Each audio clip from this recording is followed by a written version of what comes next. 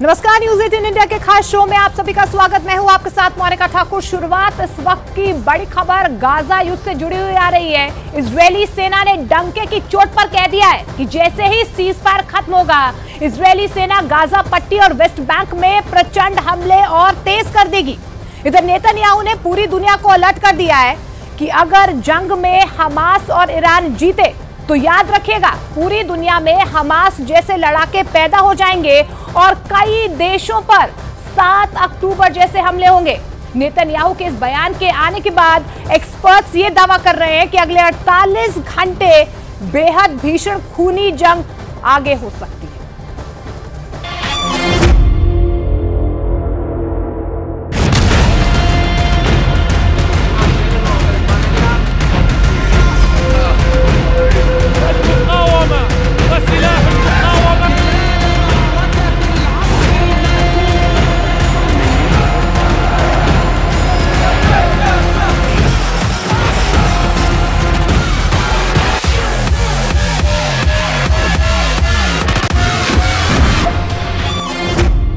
Israel को मिटा देंगे हमास और ईरान। 4 दिन का सीज फायर क्या इजरायल पर भारी पड़ रहा है? दुनिया भर के वॉर एक्सपर्ट्स का साफ कहना है कि 4 दिन के सीज फायर में हमास को जबरदस्त हमले करने के लिए फिर से ऑक्सीजन मिल गई है। खबरें तो यहां तक आ रही हैं कि रूस के वैगनर ग्रुप के कमांडर और लड़ाके भारी हथियारों के साथ हमास के कमांड सेंटर में पहुंच चुके हैं, जबकि चीन ने इस दौरान हमास की सुरंगों में ऐसे खुफिया नेटवर्क बना दिए हैं जो इजरायली टैंकों और पैदल सेना के लिए काल साबित होंगे। जबकि दूसरी तरफ ईरान ने हमास को नई तरह की सैकड़ों मिसाइलें, लंबी दूरी के रॉकेट और भारी हथियारों की एक बहुत बड़ी खेप गाजा पहुंचा दी है।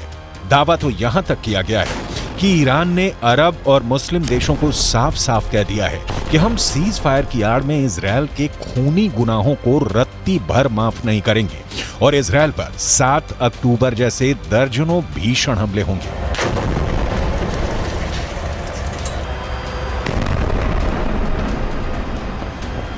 इस वक्त इजरायल के 1.5 लाख सैनिक और 800 टैंक गाजा पट्टी, वेस्ट बैंक में मौजूद हैं। खबरें तो यहां तक आ रही हैं कि इजरायल ने सीज फायर पूरा होने से पहले ही हमास के ऊपर जबरदस्त हमले शुरू कर दिए हैं ताकि हमास 7 अक्टूबर जैसा हमला इजरायल पर ना कर सके। जबकि दूसरी तरफ हमास, हिजबुल्लाह और हूथी मिलकर इजरायल पर हमले कर रहे हैं,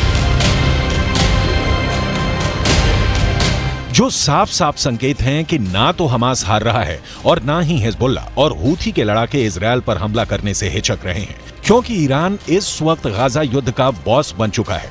यही वजह है कि इजरायल के प्रधानमंत्री बेंजामिन नेतन्याहू ने एक ऐसा बयान दे दिया है जो इजरायल के वजूद से जुड़ गया है। इजरायल की हार पर नेतन्याहू का कबूलनामा। इजरायली प्रधानमंत्री बेंजामिन नेतन्याहू ने गाजा युद्ध को लेकर इजरायली मीडिया में बड़ा लेख लिखा है। नेतन्याहू ने गाजा युद्ध पर लिखा है कि ईरान की शैतानी धुरी बन चुका है हमास। नेतन्याहू ने दुनिया को चेतावनी दी कि अगर हमास ईरान युद्ध जीत गए तो अगला नंबर बाकी देशों का होगा। बेंजामिन नेतन्याहू ने यह भी लिखा है कि हमास ने 7 अक्टूबर को जिस तरह आतंक मचाया वो हमें दिखाता है कि अच्छा भविष्य तभी संभव है जब सभ्य दुनिया इन जंगलियों के खिलाफ लड़ेगी। नेतन्याहू ने अलर्ट करते हुए ये भी लिखा है कि कुछ लोगों को लगता है कि हम आराम से अपनी जिंदगी में रहेंगे और बुराई खत्म हो जाएगी, तो ऐसा बिल्कुल भी नहीं है।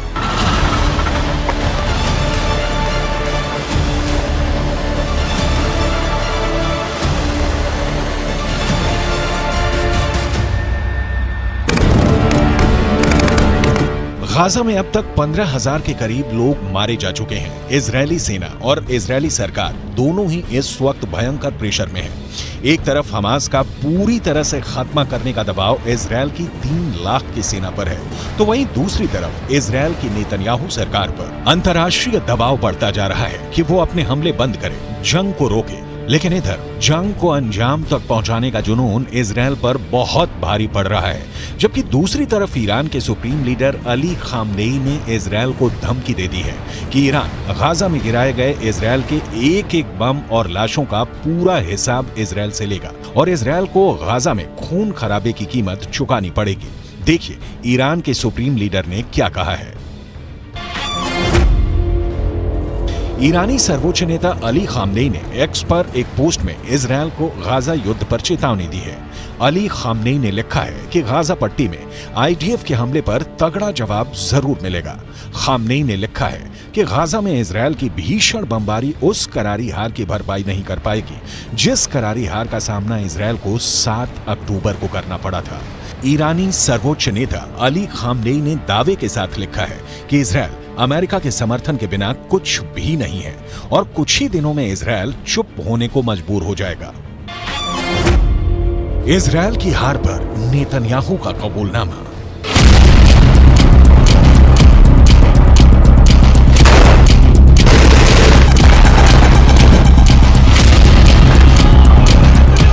अगर हम आंकड़ों के हिसाब से देखें तो इजरायल ने उत्तरी गाजा से 11 लाख लोगों को जबरन दक्षिणी गाजा की तरफ भागने को मजबूर कर दिया है, जबकि उत्तरी गाजा में मौजूद 35 में से 25 अस्पताल इजरायली हमले में तबाह हो चुके हैं।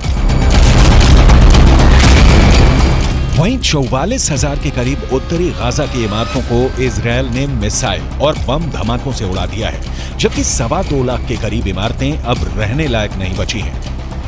लगभग 10,000 हमास लड़ाके अब तक इजरायली सेना मारने का दावा कर चुकी है, लेकिन जबरदस्त प्रेशर में 4 दिन का सीज फायर इजरायल की 1.5 महीने की मेहनत और जीत पर पानी फेर रही है। इसीलिए इजरायली सेना के टॉप कमांडरों ने कहना शुरू कर दिया है कि सीज फायर के दौरान इजरायली सेना भीषण हमले की जबरदस्त तैयारियां कर रही है। इजरायली सेना के प्रवक्ता रियर एडमिरल डेनियल हगारी ने साफ साफ कहा कि हम सीज फायर में हमास पर भीषण हमले की तैयारी में जुटे हैं। इजरायल को मिटा देंगे हमास और ईरान। במהלך ימי ההפוגה, צה"ל ישלים את ההיערכות ואת המוכנות לשלבי המלחמה הבאים. כוחות צה"ל מוכנים ודרוכים בכל הזירות. המדיניות שלנו ברורה. נפעל כנגד כל איום למדינת ישראל.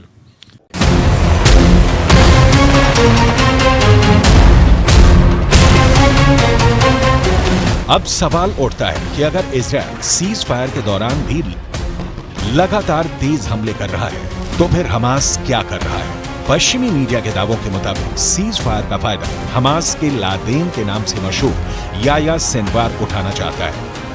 इजरायल के एक अखबार के दावे के मुताबिक इजरायल के रक्षा विभाग के अधिकारियों को लगता है कि गाजा में हमास का चीफ याह्या सिनवार दक्षिणी गाजा पट्टी में मानवीय संकट का फायदा उठाने की कोशिश में है। इस रणनीति के तहत खान यूनुस का लादेन कहा जाने वाला याह्या सिनवार इजरायली रक्षा बलों पर इतना अंतर्राष्ट्रीय दबाव डालना चाहता है कि आगे अपने अभियान को तेज न कर सके। खान यूनुस ही सिनवार का मुख्य कमांड सेंटर है। माना जा रहा है कि दबाव में इजरायली सेना अपेक्षाकृत सीमित ऑपरेशन के लिए तैयार हो सकती है, जिससे हमास को कोई खास नुकसान नहीं होगा। इजरायली अफसरों का मानना है कि सिनवार युद्ध विराम के बाद जमीनी अभियानों को फिर से शुरू करने में देरी कराने की योजना बनाने में जोर शोर से जुटा है। आप कुछ पॉइंट से समझ लीजिए। हमास का लादेन याह्या सिनवार उत्तरी गाजा के बजाय दक्षिणी गाजा को बचाने पर अब क्यों जोर दे रहा है। सीज फायर की वजह से खान यूनुस या राफा को निशाना बनाने की बजाय इजरायली सेना नुसैरा, अल बुरायज और दीर अल बलाह जैसे इलाकों पर ही सीमित हमले कर पा रही है। इजरायली सेना दक्षिणी गाजा के गैर मानवीय क्षेत्रों में सीमित अभियान चलाने को मजबूर हो रही है। इसका नुकसान आईडीएफ को ये हो रहा है कि हमास इजरायल के भीषण हमलों से बच रहा है और हमास का लादेन याह्या सिनवार एक बार फिर से दक्षिणी गाजा में हमास की सैन्य ताकत को मजबूत करने में जुटा है।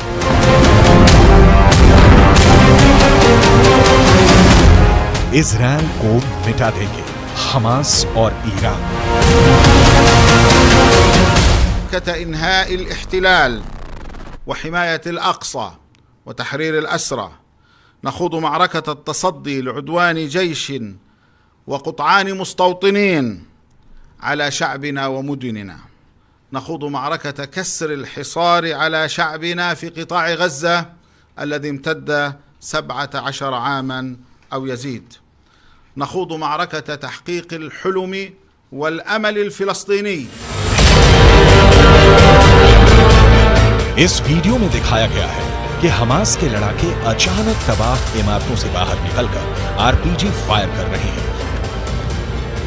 या फिर टैंकों पर सीधे रॉकेटों से हमले कर रहे हैं, जबकि जमीन पर इजरायली सेना का एक भी पैदल सैनिक नहीं दिख रहा है। इजरायली सेना पूरी तरह से या टैंक के अंदर है या फिर किसी बख्तरबंद वाहन के अंदर हमास के लड़ाकों से जंग कर रही है। हमास के इस खुफिया युद्ध ने इजरायली सेना के पसीने छुड़ा दिए हैं। 4 दिन के सीज फायर के बाद जब दोबारा से इजरायली सेना गाजा शहर और उत्तरी गाजा के बेहद अंदरूनी हिस्सों पर हमला करेगी, तो उस वक्त हमास और ज्यादा घातक हमले इजरायली सेना पर जरूर करेगा। लेकिन इजरायली सेना ये भी दावा कर रही है कि सीज फायर के बाद हमास का खात्मा पूरी तरह से हो जाएगा। עוקבים אחרי כל מה שצריך לעקוב, אחרי בכירי חמאס בעזה ובכל מקום בעולם. יש למלחמה הזאת מטרות מאוד מאוד ברורות, וצה"ל נערך לשלבים הבאים במלחמה, על מנת לפרק את חמאס, לסדר את הגבולות, שיהיו גבולות בטוחים, להמשיך במאמץ העליון, להשבת חטופים, להגיע להרתעה אזורית. वहीं हमास का दावा है कि इजरायल सेना युद्ध विराम को तोड़ रही है और हमास पर हमले कर रही है। हमास के इस दावे में दम नजर आता है, क्योंकि इजरायली सेना का दावा है कि पिछले 10 घंटे की भीषण जंग में हमास के दर्जनों लड़ाके मारे गए हैं। आईडीएफ की मुख्य पैदल सेना इकाइयों में से एक है नाहल ब्रिगेड के सैनिकों ने उत्तरी गाजा के पश्चिम में जबालिया पर भीषण हमला किया। जबालिया में आउटपोस्ट 17 पर आईडीएफ ने हमास लड़ाकों को मारकर कब्जा कर लिया है। आईडीएफ फाइटर जेट ने सेंट्रल कैंप ब्रिगेड में हमास की एंटी टैंक मिसाइल यूनिट के प्रमुख इब्राहिम अबू मगसीब को मार डाला। अब ऐसे हालात में अंदाजा लगाया जा सकता है कि इजरायल के लिए गाजा युद्ध कितना भारी पड़ रहा है। इसीलिए नेतन्याहू को लिखना पड़ा है कि अगर ईरान और हमास जीतते हैं तो फिर इजरायल का विनाश तय है।